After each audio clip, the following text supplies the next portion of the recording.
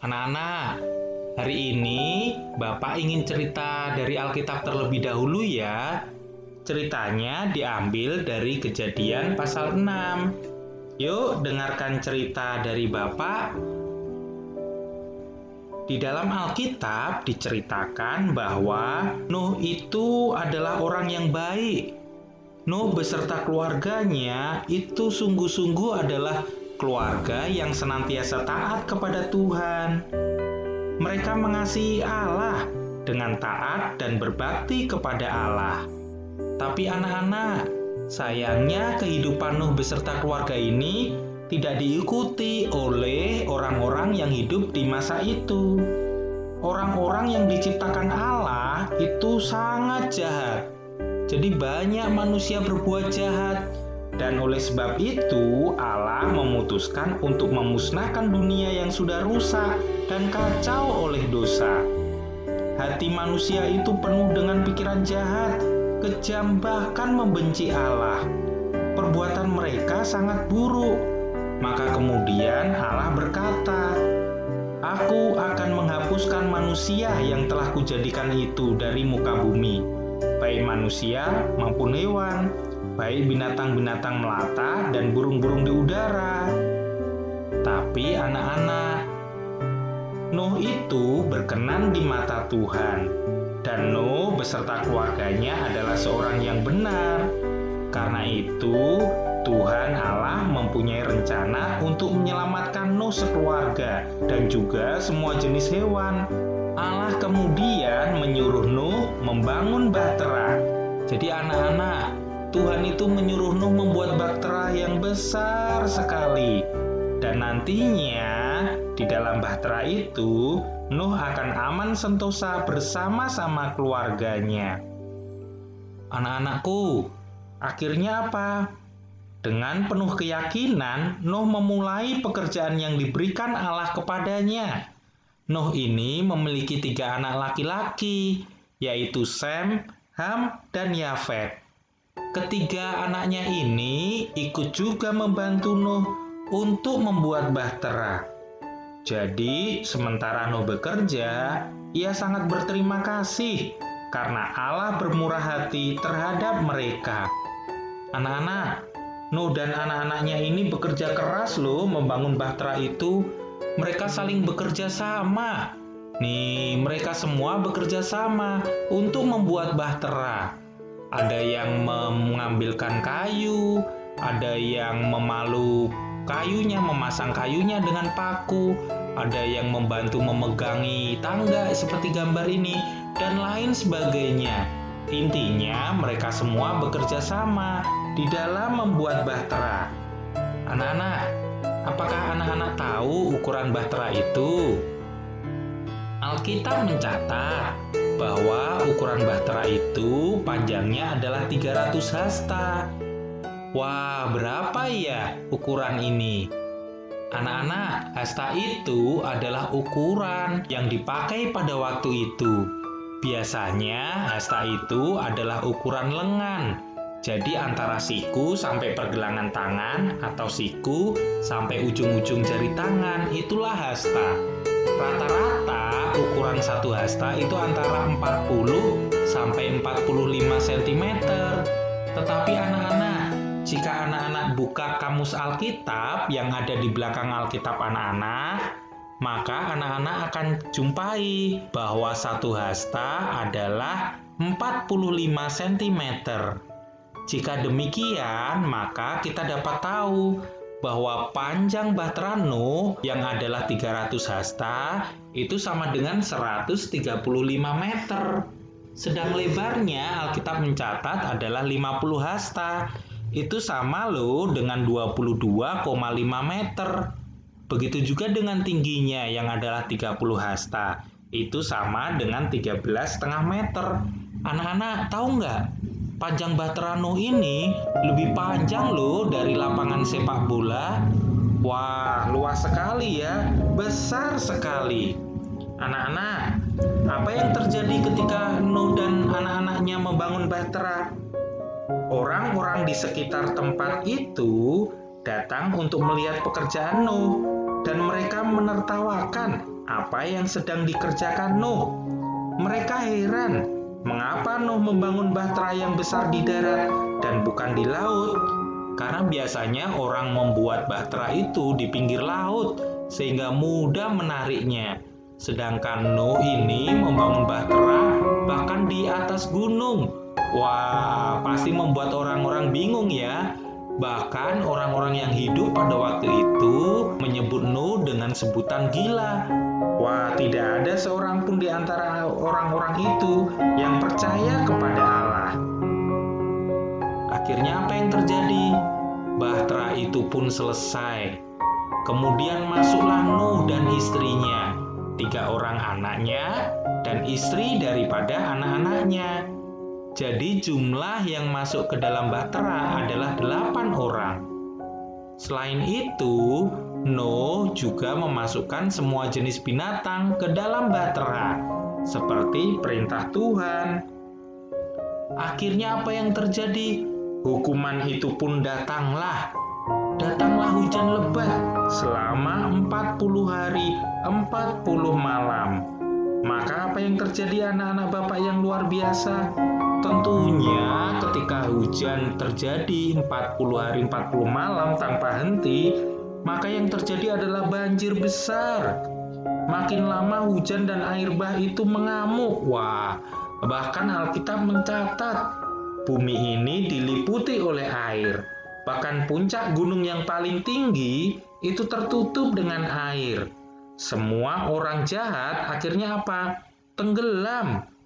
Tetapi Nuh dan keluarganya dan semua binatang di dalam bahtera itu selamat.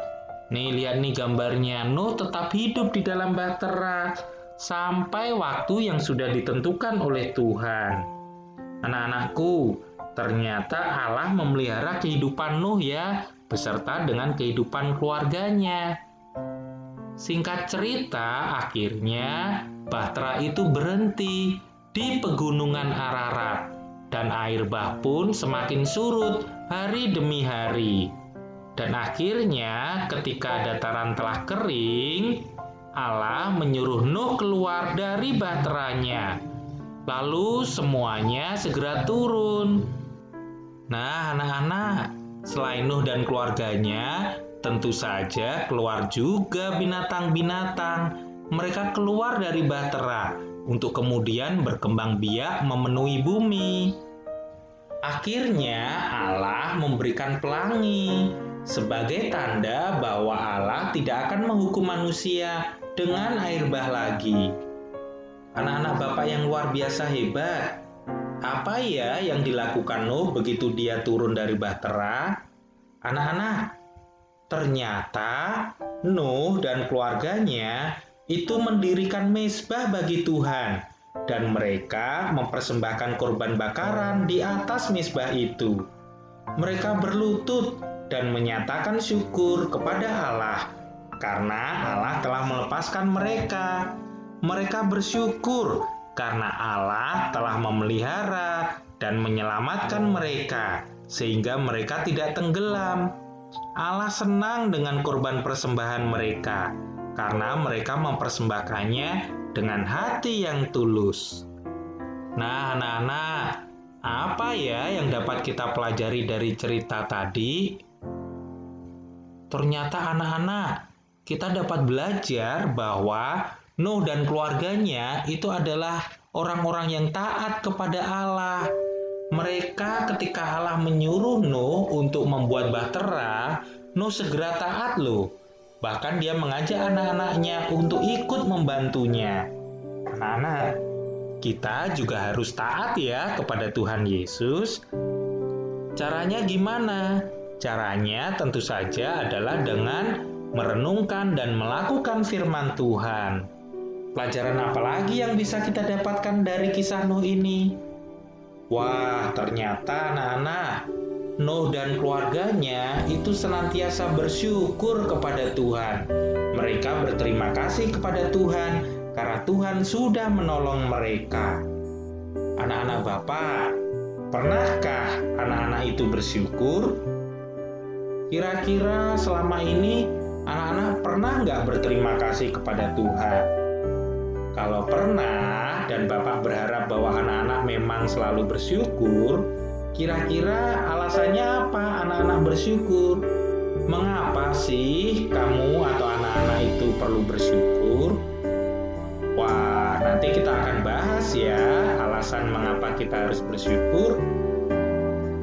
Anak-anak, hidup bersyukur itu adalah penting dalam hidup orang percaya. Jadi, sebagai orang percaya, kita memang perlu hidup bersyukur. Bersyukur itu apa sih? Bersyukur itu berarti berterima kasih.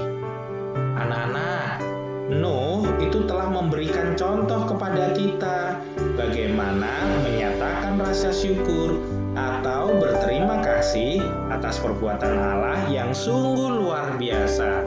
Anak-anak, Nuh memberikan teladan loh bagi kita bagaimana cara bersyukur. Wah, kita perhatikan nih, mengapa Nuh bersyukur? Yang pertama, Nuh bersyukur itu karena Allah sudah menyelamatkannya.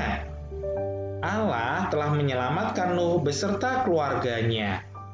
Allah juga memelihara hidup mereka. Nuh bersyukur karena Allah membuktikan janjinya untuk tetap memelihara dan menyelamatkan Nuh beserta keluarganya. Jadi anak-anak, itulah alasan mengapa Nuh bersyukur kepada Tuhan. Anak-anak Bapak yang luar biasa, ada banyak loh alasan mengapa kita harus bersyukur. Jadi kan tadi bersyukur itu penting bagi kehidupan orang percaya. Tapi mengapa kita harus bersyukur? Ternyata banyak sekali loh alasan mengapa kita harus bersyukur. Yang pertama, kita harus bersyukur kepada Allah karena Allah telah menyelamatkan kita dari dosa dan kesalahan kita. Allah telah menyelamatkan kita dari hukuman dosa. Kematian Tuhan Yesus di atas kayu salib itu telah menyelamatkan kita, orang-orang yang percaya kepadanya. Anak-anak, kita juga harus bersyukur karena Tuhan Allah itu baik. Mazmur 136 ayat yang pertama mengatakan seperti ini. Bersyukurlah kepada Tuhan, sebab Ia baik, bahwasanya untuk selama-lamanya kasih setianya. Wah, luar biasa ya. Kita diingatkan firman Tuhan untuk senantiasa bersyukur karena Allah senantiasa baik bagi kita semua. Kita perlu bersyukur juga karena Allah senantiasa memelihara hidup kita. Bahkan sampai saat ini, Tuhan masih terus memelihara hidup kita. Kita diberikan nafas oleh Tuhan. Itu merupakan bukti loh bahwa Allah memelihara hidup kita. Coba anak-anak, kita hirup udara dalam-dalam. Wah, segar ya. Itulah bukti pemeliharaan Allah dalam hidup kita. Selain itu, selain nafas yang diberikan oleh Tuhan, kita juga diberikan orang tua.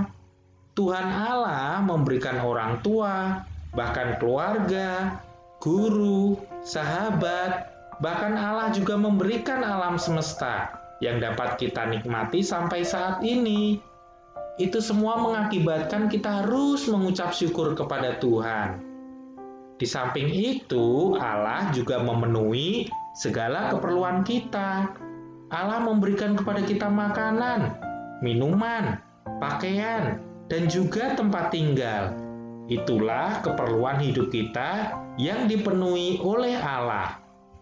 Selain itu, Allah juga mengasihi kita loh. Allah mengasihi kita dengan cara menyembuhkan ketika kita sedang sakit, menghibur ketika kita sedang sedih, dan melindungi kita ketika kita dalam bahaya. Allah juga senantiasa menolong kita ketika kita berada dalam kesulitan. Nah, anak-anak, itulah mengapa kita harus bersyukur kepada Tuhan.